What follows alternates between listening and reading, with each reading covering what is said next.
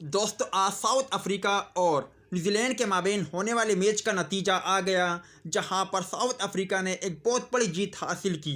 वही जीत जिसके लिए पाकिस्तान क्रिकेट टीम के खिलाड़ी बेसब्री से इंतज़ार कर रहे थे और पाकिस्तानी शायकीन क्रिकेटर चाहते थे कि इस मैच में साउथ अफ्रीका की टीम कामयाबी हासिल करे और बड़ी जीत हासिल करे। मगर कुदरत का कमाल यहाँ पर भी चल पड़ा और साउथ अफ्रीका ने न्यूजीलैंड के ख़िलाफ़ एक बहुत बड़ी जीत हासिल की, जिसका का सारा फ़ायदा पाकिस्तान को हुआ, साउथ अफ्रीका को हुआ और नुकसान न्यूजीलैंड की टीम को हुआ, जबकि इंडिया की टीम को हुआ। आपको बताते चले कि आज न्यूजीलैंड के ख़िलाफ़ जब साउथ अफ्रीका ने कामयाबी हासिल की तो अगर मगर का खेल अब ख़त्म हो गया है। अब पाकिस्तान टीम डायरेक्ट सेमीफाइनल के लिए क्वालिफाई कर सकती है।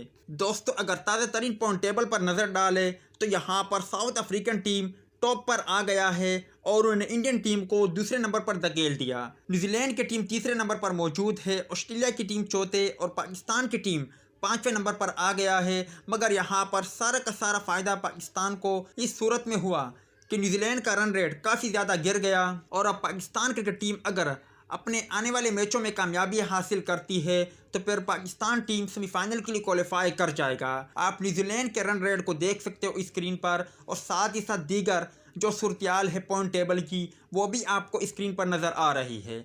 आप भाई मुझे बताएं क्या अब पाकिस्तान टीम सेमीफाइनल के लिए क्वालिफाई कर जाएगा या नहीं। कमेंट सेक्शन में लाजमी तौर पर मुझे बताएं।